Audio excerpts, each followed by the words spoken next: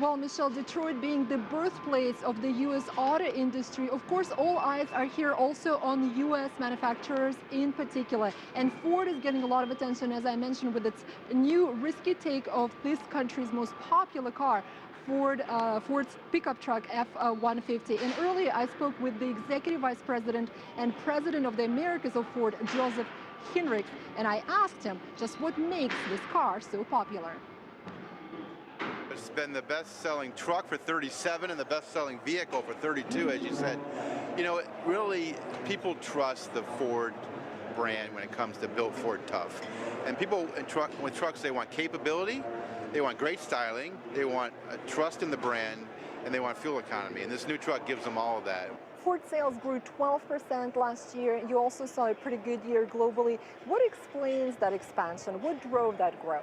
When you look in the United States, last year we grew a half a point of market share more than anybody in the industry. So Ford had a very strong year last year, helped by our F-Series sales. We're up 20%. So our truck sales were strong. In the U.S., as the economy rebounds and the housing market gets better, more trucks tend to be sold, and we're the truck leaders, so that works well for us. Globally, we sold over 6 million vehicles last year for Ford Motor Company. Our strongest growth was in China, where we grew almost 50%, and also, like I said, in the U.S., where we grew around 11%, and our trucks were up 20%. So strong growth in our two key markets, United States and China. So what do you think explains such a growth, such an explosive growth of the Chinese auto market? China is very important for us, Hongzhongyao, very important in Mandarin.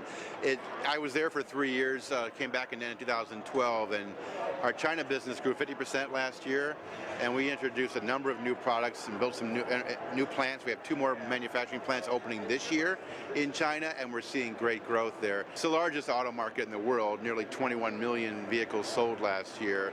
So much demand in China for the consumers because they're reaching the level of income to be able to afford a vehicle. They want the freedom of their own transportation. And there's so many great stories of Chinese buyers. So China is going to continue to be the largest market in the world for automotive sales, and Ford will be a big player there. In staying with China and the emerging markets in general, how important are those markets to you? I know you said that you expect 1/3 of your sales to come from the Asia-Pacific region. Can you elaborate on that a little bit? In 2010, 1 out of 6 vehicles sold in Ford were in Asia-Pacific and Africa. And by the end of the decade, we expect 1 out of 3 vehicles sold by Ford to be in Asia-Pacific. And that is while all industries are growing. So Asia-Pacific is becoming a very important part of our business, led by China, but other markets like ASEAN, you know, Southeast Asia, Indonesia, Malaysia, Thailand, Philippines, Vietnam. And we expect strong growth in India. We're investing a lot in India over the near term as well. So, of course, Ford did not ask for a government bailout a few years ago, but you did generally support it. And do you still think that it was a very good idea to go ahead and bail out Chrysler and General Motors? We, Alan Mulally, on behalf of Ford, participated in the hearings in Congress on behalf of the industry because we felt in 2008, 2009 that the industry couldn't collapse in total. The supply base was too important to all of us. So we felt it was necessary for the government to intervene. You can tell by the way the auto industry's come back and the economy's come back that certainly there's some success stories there. We're very proud that Ford did it on our own. We invested our own money, we paid back everybody, we grew this business on our own, but we're also good to see the auto industry in total doing better.